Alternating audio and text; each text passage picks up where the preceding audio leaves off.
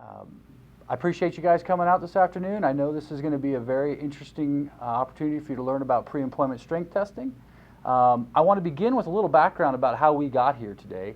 At Network Insurance Services, what we did is about 4 years ago, we ran some analysis on our current book of business for our customers and their workers' comp. And what we found was about 80% of our claims for our customers was coming from workers who had been there for less than 12 months, new hires. What we did then is we actually drilled it down just a little bit more, and we discovered that about 90% of those claims and the dollars that were being paid that were really costing our customers the money came from 3 areas: strains, sprains, to shoulders, backs, and knees. And we thought, surely if we know who's having these claims and what's happening to them, there's got to be something we can do to prevent that. So we went out and we spent about 1.5 years researching a lot of different opportunities and options for that. And at that point, we found a solution that we believe is going to be extremely interesting and exciting for you all. Let's take a look. So the basic premise that we have is that most of these injuries is where there's principally been a mismatch between the physical ability of that worker and the demands of the job. So what we want to do is we want to go ahead and avoid hiring other people's headaches. So we're looking to find something that's going to do a pre-employment, or there's actually some opportunity on a post-injury situation as well, where we can help control the costs or eliminate the claims from ever occurring. This sort of technology is certainly applicable to both new hires, like we discussed, prospective employees who've been furloughed or laid off that's coming back to your company, and you want to make sure that they're still capable of doing the job. Any injured workers who are looking to come back onto the job after suffering that injury and they've been released back to either MMI, or if it's a personal injury, a release from their doctor. And of course, your current workforce or your incumbent workers, where they are either looking at a baseline screen for them, or if we're looking at a situation where they're changing from one job duty to a new job duty and it might have higher physical demands at the new position. So when we went out and did our search, we discovered there were basically 4 types of strength tests that are available there. You have your isometric testing, which was very popular in like the 30s and 40s and 50s, where they're lifting objects that are immovable, where it's a fixed object. Of course, the problem with that is it's, number one, it's very old technology, and there's a high level or chance of injury with that kind of testing. The second type is isoinertial, which is where we're lifting barbells, your strength training. It's very common with some physicals where they will load baskets with weights and have to pick them up, or lift them onto a table possibly, or even climb a ladder with a little bit of weight. The next thing we have is simulated work environment as a possible testing solution. The problem with simulated work environment that we found is it's very lengthy to do. It's extremely costly to do. You have to recreate the job tasks. It's pretty hard to simulate all the different jobs that are available out there. It's just not very cost effective or really very efficient. And of course, the one that we're using, which isokinetic, which is speed control but not the force. So it's resistance through time, essentially. Now, isokinetic technology is really, and the testing that we're doing is actually specifically designed for the areas that we had an issue: shoulders, backs, and knees. And what we're going to be testing with this CRT is 83% of the muscles and systems used in physically demanding jobs, specifically in jobs that require lifting. Now, isokinetics has been around for 40 plus years. Since the early 60s, they've been using isokinetic testing. It's extremely popular with people that, institutions you might be familiar with: NASA, the U.S. military, NFL, and a lot of the large leading employers across the country. The problem with isokinetics, at least up until now, is that it just there wasn't a cost-effective way to deliver those kind of services and tests to smaller employers where you guys could really get the benefit. Well, CRT has managed to harness that. One of the things that we have with CRT and them being able to harness this for your ability is that they have national statistics, and this is absolutely staggering, so I want to make sure you guys understand what this means. we are able to predict with over a 98% certainty that if the individual passes the CRT testing for the jobs that they are applying, that they will not suffer an injury, strain or sprain, musculoskeletal disorder, for those joints, the shoulders, backs, and knees. That's huge. If you could hire a new person and know that they're not going to get hurt or have a strain or sprain to their shoulder, back, or knee with a 98% certainty, that's a pretty big deal. Is this legal? You know, Herb, that's a great question. I'm glad you've asked it. We actually were wondering the same question. The ADA, as you can see here, actually has specific guidelines that allow for strength and agility testing. What's interesting about this test is exactly that. It's not a physical. It is a pre-employment strength and agility test, which the ADA has allowed specifically because it falls under a safety regulation. We don't want to knowingly put someone in a position of harm where they would be unsafe in the work environment. So it's absolutely legal. In fact, when we made presentations with the Department of Health and Labor here in Colorado, as well as the Division of Insurance, they were really excited about it because it would actually quantify and objectively show that the person was capable to do the job. Some other legal considerations, since you were asking about that are specific here to Colorado, is that about 2 years ago, we had a law passed, which was Senate Bill 241. And what 241 said was that for the purposes of an impairment rating as it relates to workers' compensation, you can no longer use a baseline data to take an apportionment. So an apportionment on a workers' comp claim is when we would have an established a baseline screen, for instance, similar to this, and then the person gets injured, and we can show that their injury after a surgery, if it was a back injury or something, that they had only had a 10% reduction in the capacity to do that same range of motion or work. Unfortunately, Senate Bill 241, when it was passed, eliminated the options for us to take the apportionment as it relates to the baseline screen for that injury. So we did lose a little bit of our bang for the buck kind of on the baseline screening.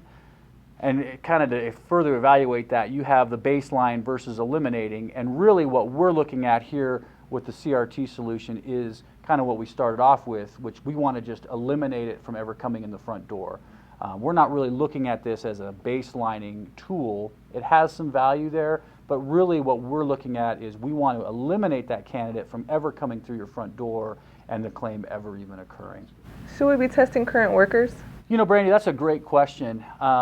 You know, as I mentioned, the benefit to having the baseline screen has certainly been deteriorated here in Colorado. Now, CRT tests not just in Colorado, but all over the country. So a lot of the states, there's still a lot of value there.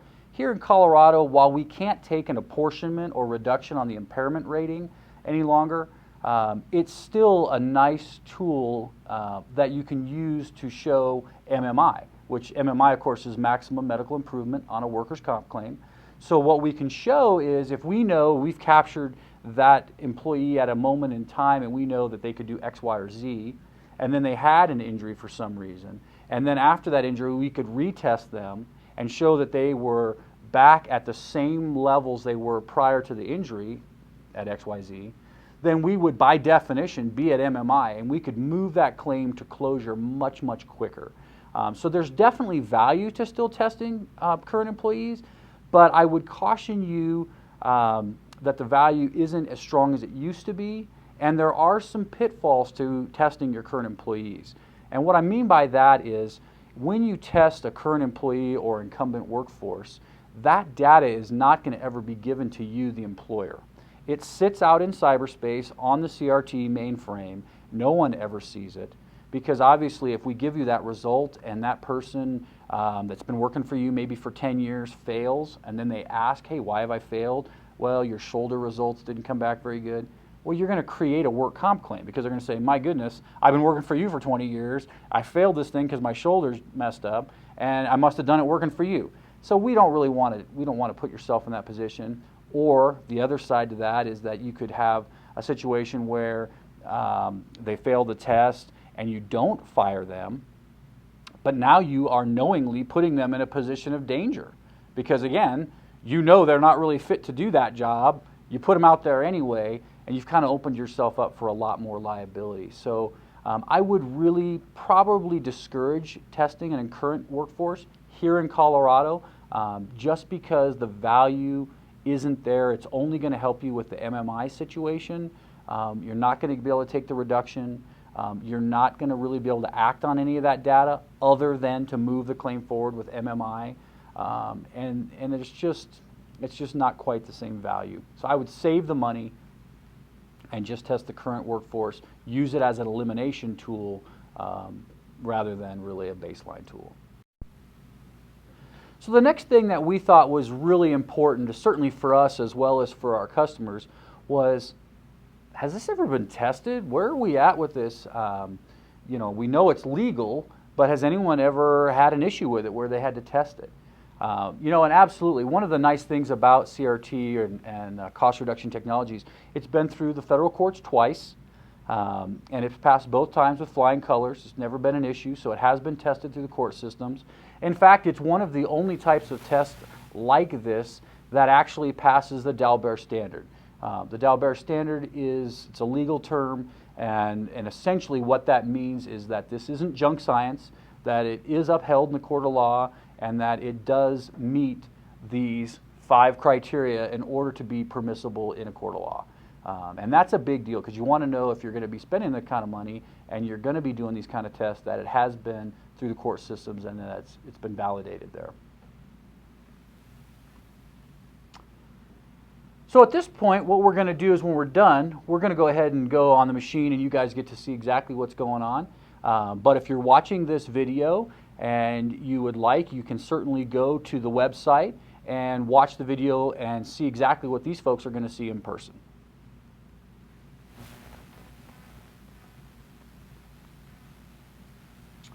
So as you're going through the test, what's going to happen is the machine is actually going to be generating isokinetic strength curves or torque curves. The machine measures torque through a range of motion.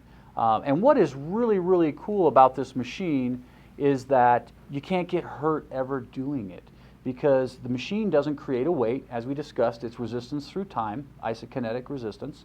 So what it does is it's actually just taking a measurement of how hard you're pushing or pulling, and then it's just returning your own energy back to you. So you can never overexert yourself, because if your body is only capable of picking up a water bottle or a pen, it's just going to measure that that's all you can pick up, and that's the maximum effort or energy that your body can create. So you don't have to worry about actually sending a prospective employee to a pre-employment physical or one of these other strength tests and they turn in a work comp claim because they got hurt at the test. You just can't do it the way that this works. Now, as the test goes along, it's going to create these strength curves, and you'll notice there, or you might not be able to see because it's so close, but there's actually 5 different lines on those curves on each one, and the top one, of course, is a knee, and the bottom one is a shoulder. What's fascinating about this is the reason we do 5 repetitions is we are gauging the amount of effort. Human body is not capable of reproducing a sub-maximal effort.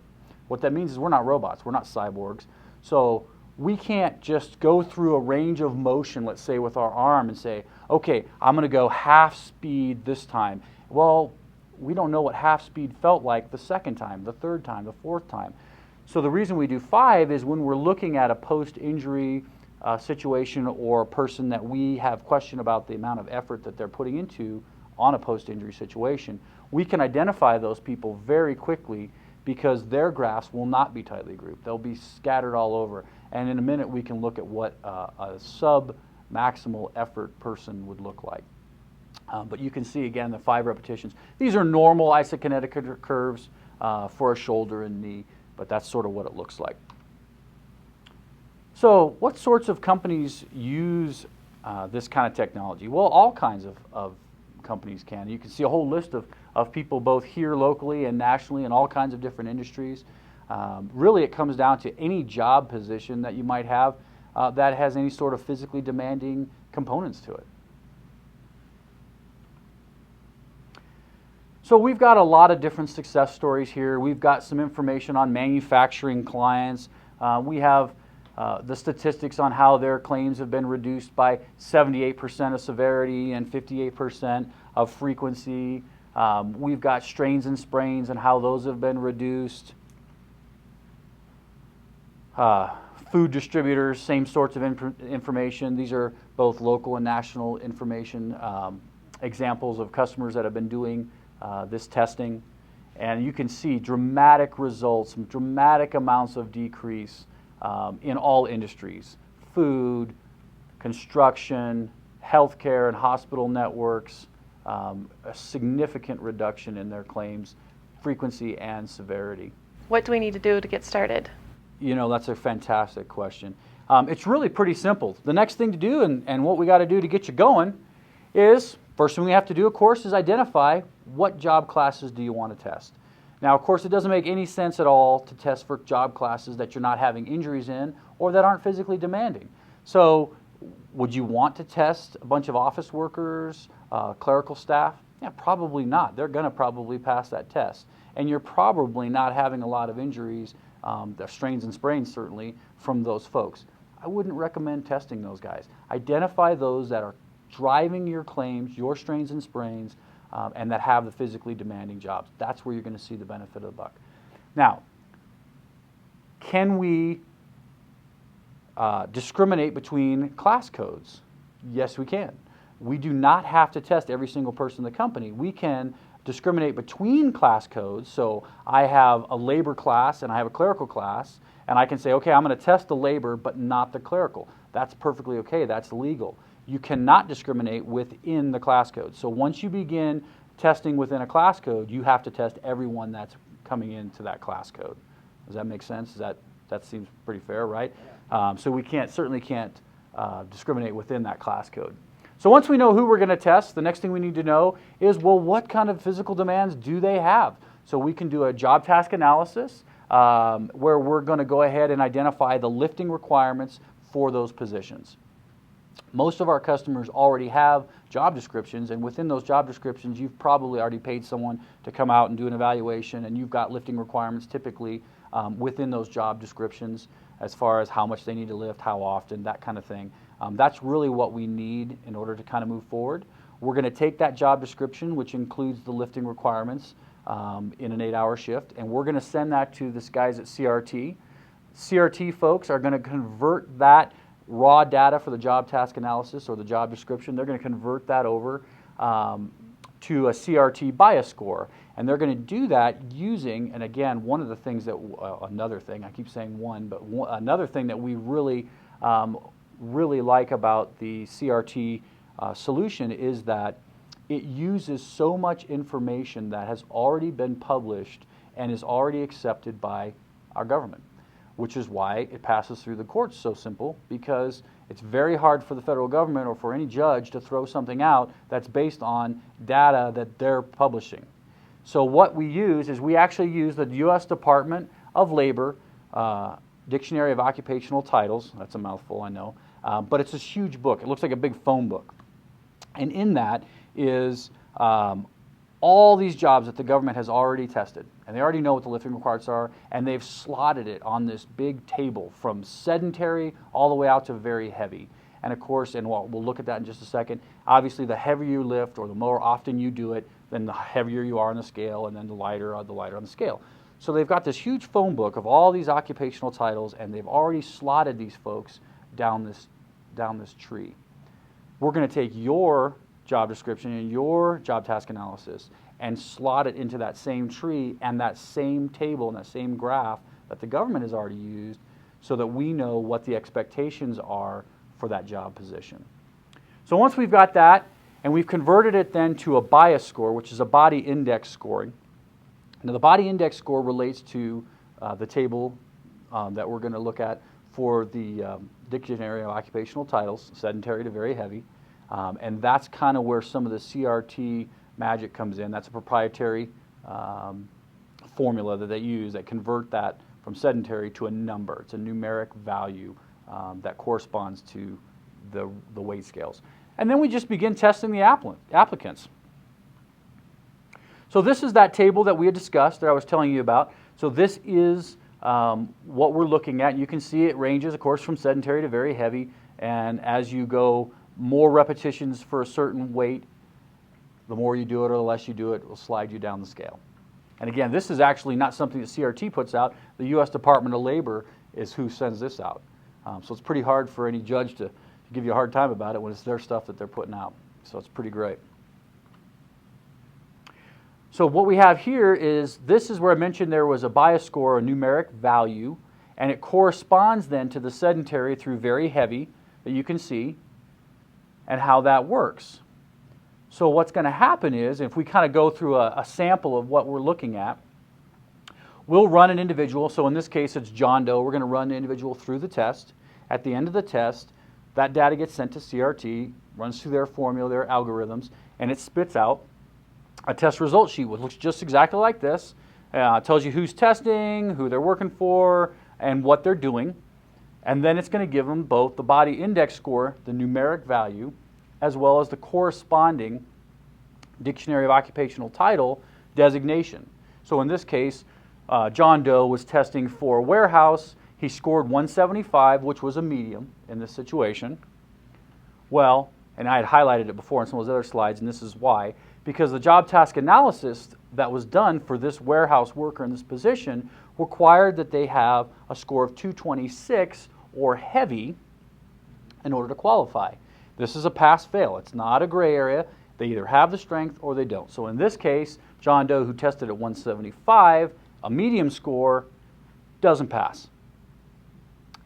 You don't offer him the job, and you're moving on.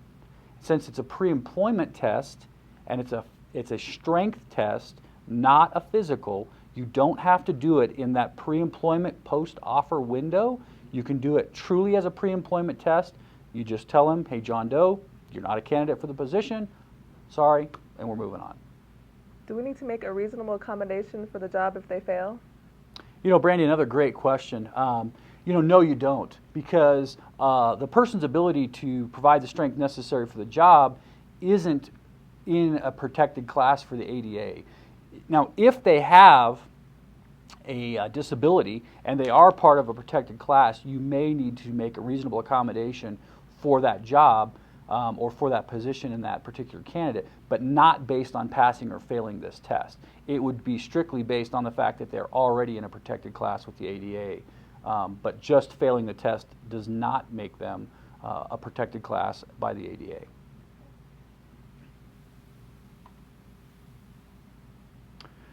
So what are some of the values on the objective screening for post-injury cases?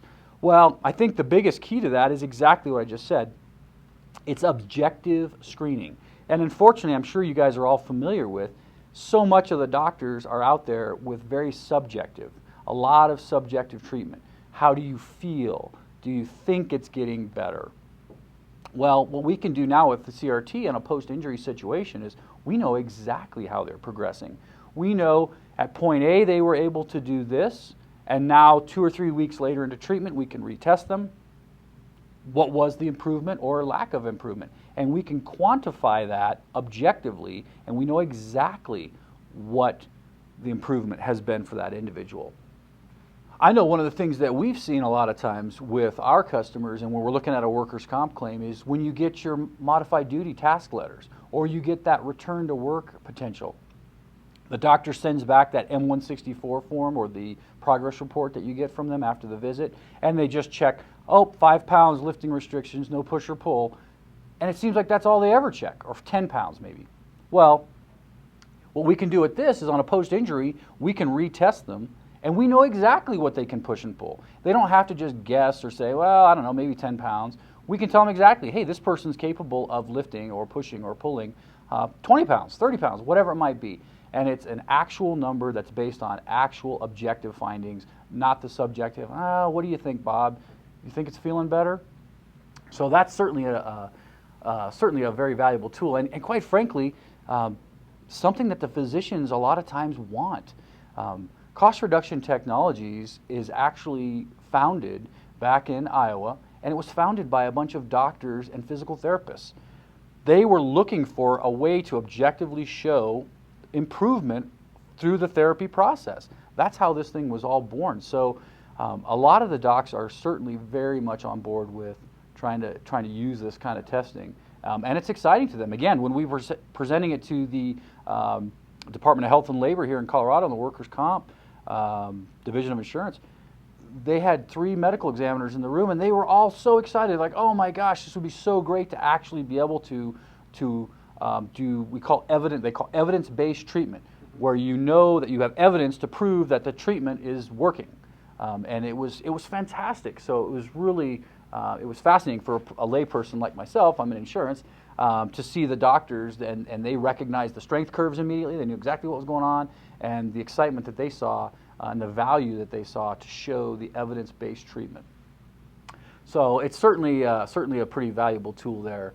You know, as I mentioned too, we can use it on the post-injury. Earlier we mentioned the baseline versus screening. Obviously, if you have a baseline test, we can't use it to offset the indemnity or the impairment rating, but we can show MMI, so we can move claims to closure quicker, a lot of times using this testing. And you know, the other thing too is that we can objectively find people who are not participating in their rehabilitation project. And I have to be real careful about that, because I'm sure you guys have had to deal with that claim where you feel like, oh, this person's just milking it. Sometimes people say they're malingering. Well, that's sort of a legal definition. We want to stay away from that. What we want to call it is they're looking for secondary gain. They are not being truthful about their rehabilitation process. Well, one of the few requirements that an injured worker has through that process is they have to participate in their rehabilitation. So if we can put someone that we believe isn't participating in their rehabilitation, we can put them back on the CRT machine, we can test that individual, we can objectively evaluate the effort that they are putting into, whether it's a back injury or shoulder injury or knee injury, and we can see that, then we can kind of pull out those guys that might be milking the claim. And we can then show and say, you know, hey Bob, I know that you hurt your knee, but it doesn't really look like you're even trying here. You know, we need you to try to get better, because if you don't try to get better, you're never going to get better. And it's just, you know, it's not going to solve that problem, but it's one more tool that we can use. It's another quiver in our, or arrow in our quiver, that we can use to try and move those claims forward, to eliminate those people who are trying to take advantage of the situation and advantage of the system. So what we have here is a couple of slides where we show some strength curves and kind of how this can be utilized in a post-injury situation. So what we'll see on the top of this right here is someone who is on it's a back extension, so they're bent over at 90 degrees, and they are going ahead and standing up to a vertical position. The top is a normal slide, a normal screen of someone and what that curve would look like with no injuries or problems. The bottom one, what you'll see is they've lost that big hump there to the far right. So what we did is, this is actually a real situation where the worker kept complaining of a back injury, So we put them on the test, we put them on the machine, we had them run, and what you can see is they're missing that big hump on the far right-hand side. Well, what that big hump over on the far right-hand side indicates is hamstrings and butt strength. So what was happening is this individual was going to treatment, they'd get feeling a little better, and then they'd go back out on the job, they'd get working, and then they'd come back and, oh, my back is really killing me, it's hurting. And we couldn't figure out what's wrong. His MRIs are coming back negative, we can't figure out what's going on. Well, we put him on the machine and we discovered, you know, it's not your back that's having a problem. Your back's just fine. Look at his back strength's good. The problem is, when you initiate the lift, his butt and his hamstrings that would initiate a lift for somebody were so weak, or actually in this guy's case, he didn't really have good body mechanics and he didn't understand how to use his hamstring and his butt muscles, that he kept hurting his back. And it turns out it wasn't a back issue at all. It was an ergonomic issue and a strength issue for his butt and hamstrings. So this is, again, a way that we can use this tool to kind of help the doctors kind of work through a problem that otherwise they'd have a real hard time diagnosing. An individual who came in, and you can see that they had a rotator cuff injury. You can see the dip about halfway through the screen there. And what that indicates is, of course, as you're lifting up, when you get to about that 90 degrees, that's when that rotator cuff is really being stressed. He has the dip because it's hurt. He can't. He loses strength through that range of motion. The bottom graph there is that very same person. It's 7 months later. He's had his shoulder surgery. He's gone through his rehabilitation. We put him back on the machine. You can see that big dip in the middle is gone. It's filled in. There's one outlying test because that was the very first rep, and he was still a little bit nervous about it. But once he got going, he got going. So again, you can see surgery was successful. The guy's back to normal. MMI. We're moving on. It's great. And again, it's an objective, quantitative evaluation of where that injury's at. It's not how are you feeling, what do you think, it's wow, here it is. So obviously our big focus is, of course, avoidance. We don't want those people coming through the front door. They might be great people, but I'm sure maybe you guys have experienced as well where that person's working for you for 2-3 days and all of a sudden they've got an injury. Well, you know what? They probably came to you with that injury. We want to avoid that. And not just that, but sometimes we have to protect people from themselves. Sometimes we see where they're good people and they just need that job and they want that job so bad, but they're just not a good fit for it. They don't have the strength necessary to do that job. They're going to wear down over time and they're going to get hurt. And we need to protect them from themselves. So I'm sure that you guys all have excellent safety programs within your companies. We certainly support our customers quite a bit with their safety programs, safety trainings, and we certainly think that's a very important and valuable part to every company. But we truly believe that the next evolution in the safety isn't really safety at all. It's your hiring practices. It's who you're letting in that front door. What we want to see is an improvement there, because you can talk about safety till you're blue in the face, but at the end of the day, if that person you're talking to, they don't care, they're not interested, or they're coming to you either not as a whole person with an injury already, or they're just not equipped to do the job, you're still going to end up with the injury no matter how much safety you have. So we really truly believe that that next evolution and that way to reduce your costs beyond safety and just training is through that hiring process. And we certainly believe CRT is the answer for that problem. So, do you have any questions? What kind of failure rates do you see? Herb, that's a great question, and it actually, it really depends quite a bit on the types of industries and the jobs that you have. What we have seen from working with a lot of our customers is that sort of national averages on a pre-employment physical, which a lot of companies had looked at in the past at doing, those sorts of screen out results were probably in the 3 to 5%. And then for us, with our strength testing, again, not a physical, pre-employment strength test, and we see failure rates somewhere between 10 and 15%. I actually have a couple of people that are even as high as 18% on a failure rate, or screen out rate, I guess is what you'd want to look at.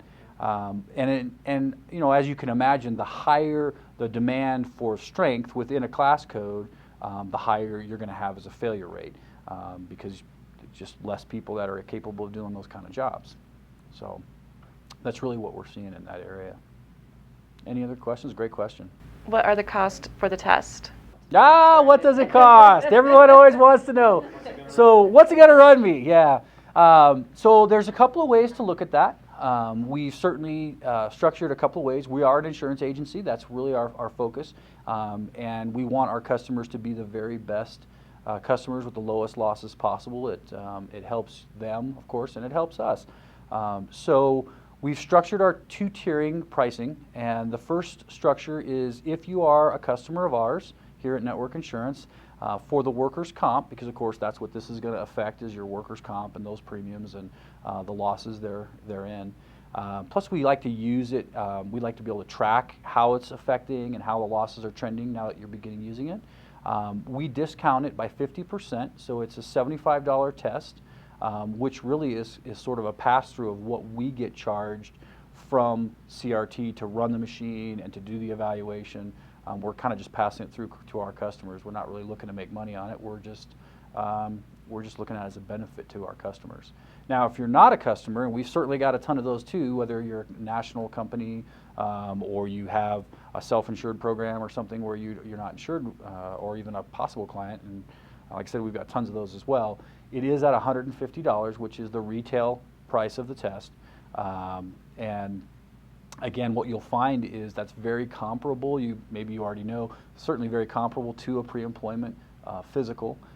Those range from $150 up to $250 typically, so we're even on the low end of that. And this is obviously a much quicker solution. It takes a lot of the subjectivity that you see with those physicals out of the equation. And quite frankly, we have a much higher screen out rate, which is really what you're looking for. You're trying to screen those guys out. So that's kind of the pricing. Any other questions? Great. You know what, you guys, I really appreciate your time. And at this time, let's go ahead and go get on the machine and test it out.